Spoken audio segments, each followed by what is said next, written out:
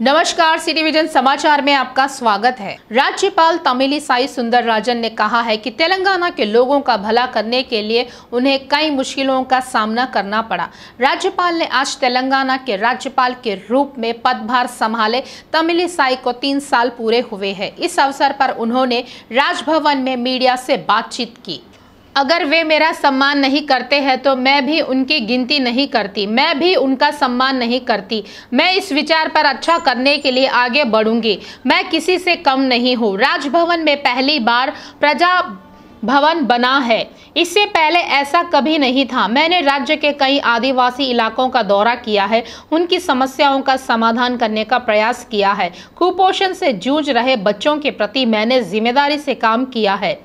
मैंने यूनिवर्सिटियों का दौरा किया है और छात्रों की समस्याओं की जानकारी लेते हुए समाधान करने को लेकर मुख्यमंत्री को पत्र लिखा है। मैंने बाढ़ पीड़ितों से रूबरू होते हुए उनकी समस्याओं के बारे में सरकार को जानकारी दी है। Made them to pass a resolution in the ministry saying that let the governor hoist the flag inside the Raj Bhavan. It's the pride of the country, it's the pride of the state, it's not the right of the governor. All the states had parade. Why the people of Telangana denied that pride? Did any activities took part in because of COVID? No political gathering was there. COVID was only in Telangana with all political COVID protocols. All the states, I can say, not even a single state denied the hoisting of the flag. Every state had parade with COVID protocol. That was the second phase, second wave. First wave, it's not the first wave, second wave, which was milder, and all the states. Only Telangana is bothered about COVID. Only governor of Telangana should be protected from COVID. All the states had a parade, even central had a parade.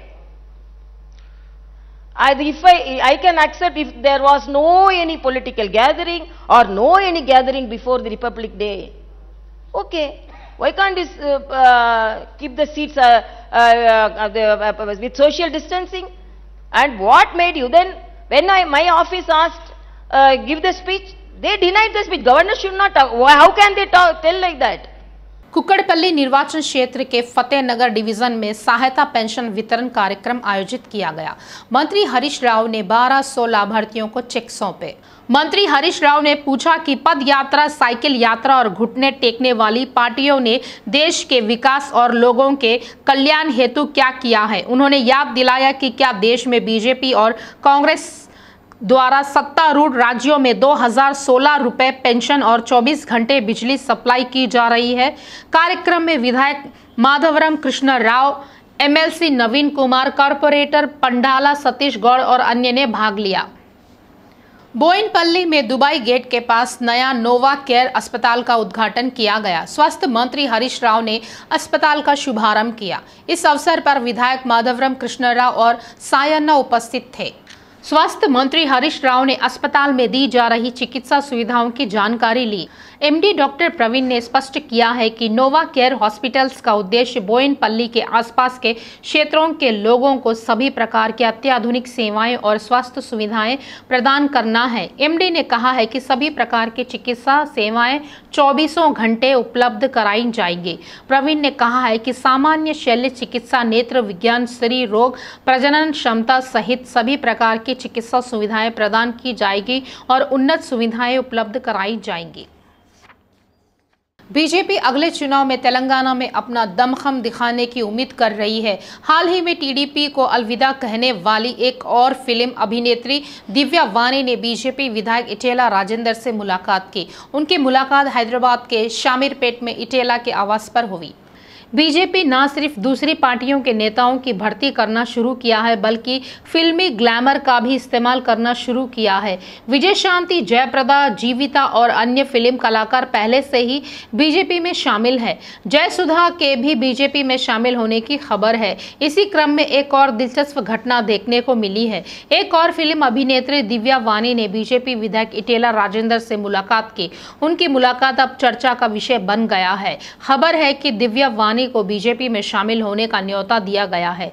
ऐसा लगता है कि उन्होंने BJP में शामिल होने की इच्छा भी जाहिर की है। रंगारेड्डी जिला बालापुर गणेश पंडाल में एमएलसी कल्वाकुंटला कविता ने भगवान गणेश के दर्शन किए। उन्होंने भगवान से कामना की कि लोग सुखी रहे व भारत में तेलंगाना नंबर 1 पर बना रहे। सभी लोग बालापुर श्री विनायक के लड्डू की ज्यादा बोली लगाने का बेसब्री से इंतजार कर रहे हैं। राज्य का विकास निरंतर रहने की भी कामना की। एमएलसी ने कहा है कि राज्य की आय में बढ़ोतरी को रोकने के प्रयास कुछ लोगों द्वारा किया जा रहा है, लोगों की कल्याण योजनाओं को सफल बनाने में अड़चनें पैदा कर रहे हैं। शहर में श्री विनायक चतुर्थी उत्सव बड़ी ही धूमधाम से मनाया जा रहा है। सिकंदराबाद, मेट्रोगुड़ा और अल्लागड्डा बावी की बस्तियों में श्री गणेश उत्सव बड़े ही भक्तिभाव से आयोजन किया जा रहा है। मेट्रोगुड़ा की कॉरपोरेटर रासूरी सुनीता रमेश ने मेट्रोगुड़ा के अमल बस्ती और कई जंक्शन श्री विनायक के दर्शन किए। कॉरपोरेटर ने श्री विनायक पंडाल में श्री लंबोदर की विशेष पूजा अर्चना की और लोगों की खुशहाली की कामना की। पुजारियों से आशीर्वचन लिए। जीएचएमसी के अधिकारियों ने बताया कि कल शहर में विनायक विसर्जन के अवसर पर टैंक बॉन्ड पर व्यवस्था पूरी कर ली गई है। सरकार सारी व्यवस्था के अंतर्गत हुसैन सागर के आसपास 12,000 से अधिक पुलिसकर्मी तैनात कर रही है।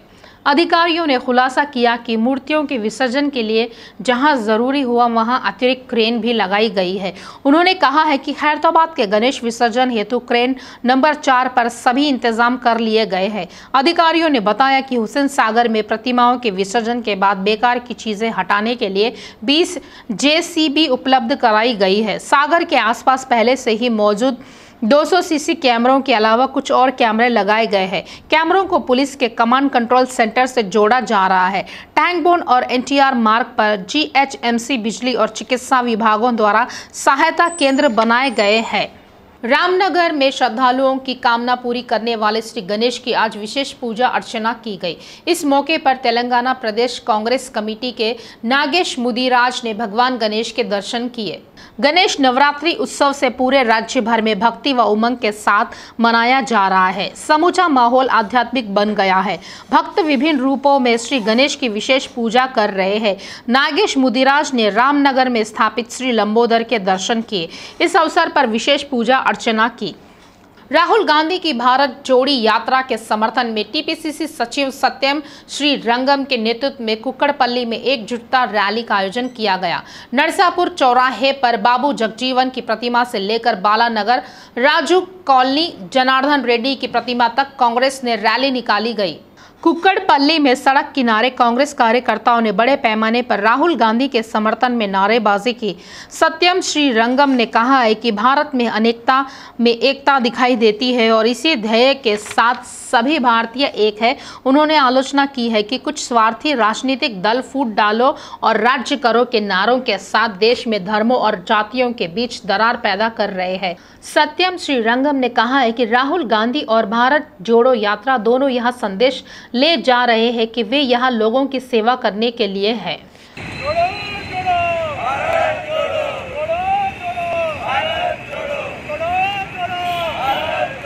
भारतीय रेल कर्मियों के राष्ट्रीय महासंघ की 30वीं राष्ट्रीय कार्यकारिणी की बैठक सिकंदराबाद में रेलवे खेल परिसर के मैदान में आयोजित की गई। अधिकारियों ने बताया कि अंतिम दिन पर महिला सम्मेलन और युवा सम्मेलन का आयोजन किया गया और नई समितियों का चुनाव भी किया गया।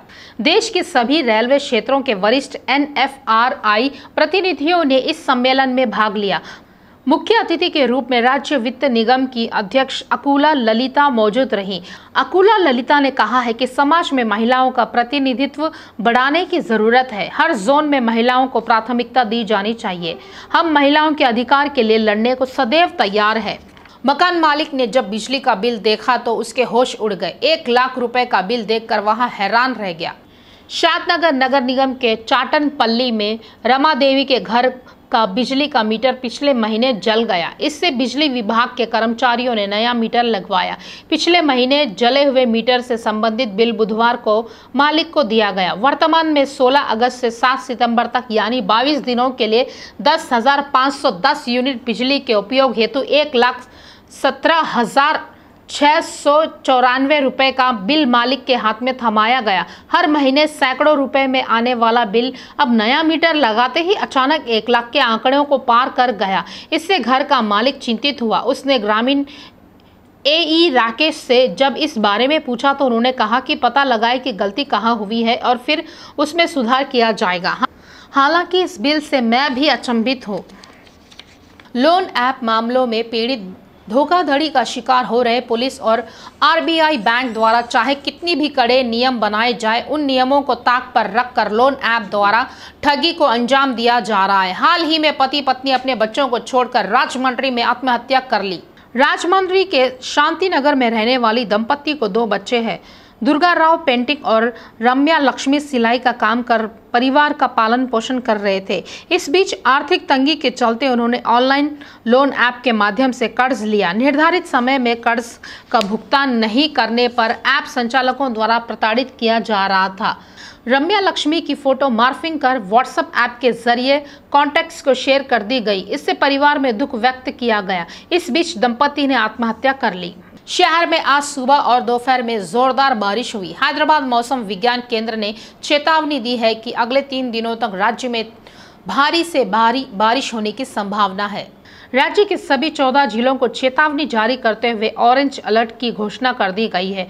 विभाग ने स्पष्ट किया है कि मंचिर्याल, निजामाबाद, जगत्याल, राजन्ना, सिरसिल्ला, करीमनगर, पेद्दापल्ली, भूपालपल्ली, मुलुगु, महबूबाबाद, वरंगल शहर, वरंगल ग्रामीण, जनगाम, सिद्दीपेट और कामारेड्डी जिलों में ऑरेंज अलर्ट जारी रहेगा।